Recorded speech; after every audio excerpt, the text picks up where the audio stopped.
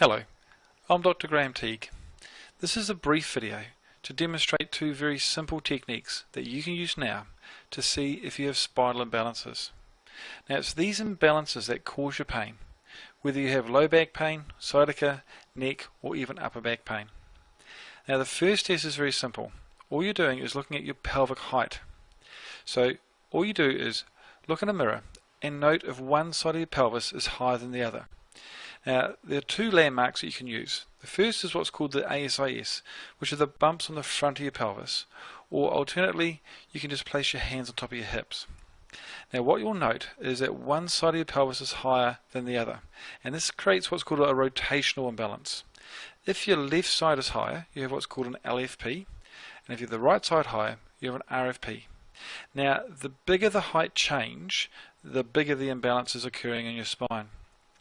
And also you can look at the side view of your posture, and this is what detects what's called a tilt type imbalance, where you can have a sway back where the curve in your low back is a lot greater, or you may have a flattened spine. Now it's the pelvis which is the foundation of your spine, and it's the imbalances that are centered around here that can create pain throughout your spine, causing both muscle as well as joint tension. Now, a second test that you can use, which also confirms these imbalances, is what's called a straight leg raise. So simply lie on your back with your knees bent and then straighten one leg and raise it as high as you can until you can feel a pulling in the back of your leg or in your lower back. And then just repeat this for the other side. Now, there are two things that you will note. First that you may find is you can lift one leg higher than the other side. Now, if this is the case, then again it confirms that you have a rotational imbalance. Secondly, people should be able to lift their leg up to almost 90 degrees. Now, if you find that you can't lift your leg up to 90 degrees, and if both your legs are similar, then you may have those tilt type imbalances.